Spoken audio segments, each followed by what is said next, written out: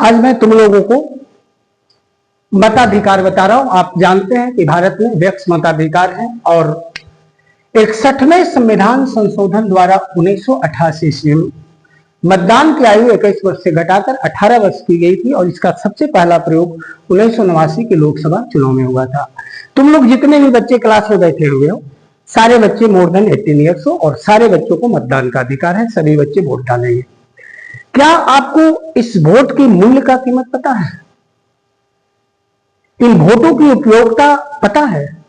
यह वोट कितना महत्व होता है? जो सरकार आप लोग चुनते हैं वह सरकार आपकी इच्छाओं पर खरा या उतरता नहीं है या नहीं आता है, इस लोकतंत्र में आपकी चुनी हुई सरकार पर निर्भर करता है कि आप अपने वोट का प्रयोग कैसे करते हैं। देखिए, जो वोट देने का अधिकार है ना, ये किसी का एहसान नहीं है, किसी की बपौती नहीं है। यह अधिकार हमें संविधान देता है, यह हमारा संवैधानिक अधिकार है, यह हमारा कॉन्स्टिट्यूशनल राइट है। यह किसी का एहसान हमारे ऊपर नहीं है या किसी की यह बपौती नहीं है। वोट के मूल्य को समझना चाहते हो? महाराष्ट्र में एक महार जाति का, डोम चमार जाति का एक लड़का स्कूल से जब घर लौटता है तो अपनी मां से पूछता है कि मां, मुझे अन्य बच्चों के साथ बैठकर पढ़ने क्यों नहीं दिया जाता? मां, जिस घड़े में पानी अन्य बच्चे पीते हैं उस घड़े का पानी मुझे क्यों नहीं पिया जाता? मां, तो उसकी मां कहती है कि बेटा, इसलिए कि तू अनुसूचित जाति का हो,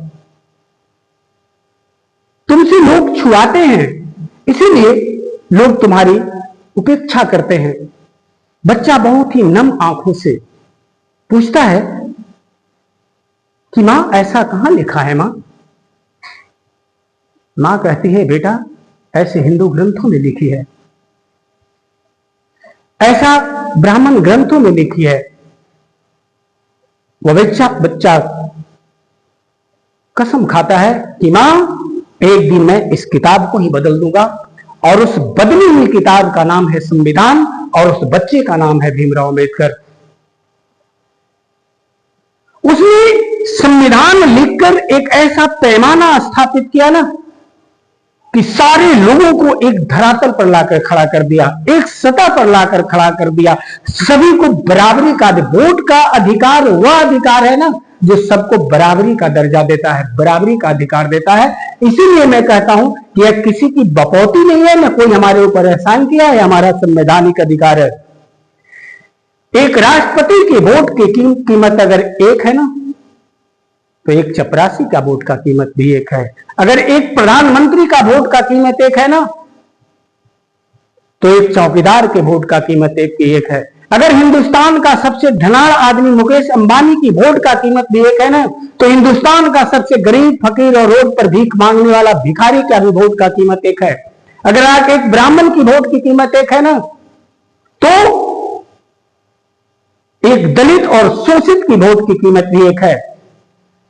अगर गांव का सबसे अमीर आदमी का वोट का कीमत एक है ना, तो सबसे गरीब आदमी का कीमत एक है। हमें एहसान मानना चाहिए इस अम्बेडकर का कि जिसने हम सभी को बराबरी का दर्जा दिया, समानता का दर्जा दिया, और हम उस वोट के साथ सौदा कर लेते हैं। आप जब वोट करने जाइए तो ख्याल रखिए, बिहार में पिछले 20 वर्षों से जिस सरकार की सरकार है,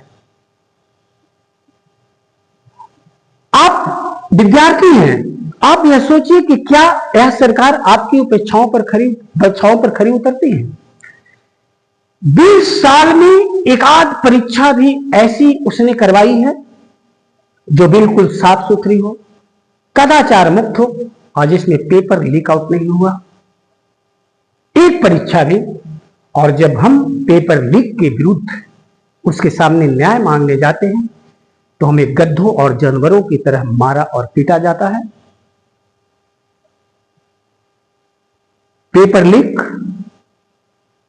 पहले जो सरकार एक स्वच्छ परीक्षा नहीं करवा सकती, कदाचार मुक्त परीक्षा नहीं करवा सकती, और जब वक्त आए तो 20 साल में काम के आधार पर उसे वोट मांगने का वोट नहीं मांग सकता है। 20 साल सरकार में रहे उसे जनता के बीच जाकर वोट मांगना पड़ जाए, और नहीं बने तो वोट को खरीदने के लिए 10,000 रुपया दिया जाए। जानते हो पेपर लीक जो होता है ना, उस गरीब माता पिता के अरमानों के साथ खिलवाड़ होता है, उसके सपनों के साथ बलात्कार होता है।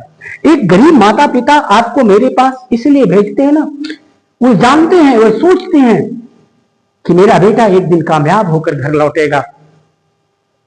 एक गरीब विद्यार्थी दिन रात एक करके पढ़ता है, उसके पास कोई सहारा नहीं है, मेहनत के अलावा कोई सहारा नहीं है, उसके पास पैसे नहीं है कि वो पेपर खरीद सकता है। जैसे ही पेपर लीक होता है ना, वो बच्चा खून के आंसू रोता है। उस बच्चे की उम्मीद, उस बच्चे का सपना सब का सब धरा रह जाता है। बालू की दीवार की भीत की तरह वह धराशायी हो जाता है। यह आपकी उम्मीदों के साथ भी बलात्कार है। तो क्या आप अपने वोट को बेच रहे हैं? या आप इतना याद रखिएगा कि वोट आपका संवैधानिक अधिकार है और लोकतंत्र का यह आत्मा होता है। अपने आत्मा को मत बेचना, अपने स्वाभिमान को मत बेचना, अपने ईमान को मत बेचना। वोट आपका ईमान है, वोट आपका स्वाभिमान है, वोट आपका समानता का अधिकार देने वाला सबसे बड़ा हथियार है। और अपनी इच्छा के अनुसार ऐसी सरकार चुनना जो आपके ऊपर छांव पर खरा उतरता है, उसका एक पैमाना है। आप सोचेंगे इस बात को, और आप इतना याद रखिएगा कि जब आपका कदम वोट देने के लिए बढ़े ना, तो आपका प्रत्येक वोट एक ऐसी सरकार के लिए गिरना चाहिए जो अगले आने वाले 4-5 वर्षों तक आपकी दिशा और गति को निर्धारित करेगा। नहीं तो आप अगर इस वोट का सौदा कर लेते हैं तो आने वाली पीढ़ियां कभी आपको माफ नहीं करेगी, और यह लोकतंत्र का हत्या कहलाता है।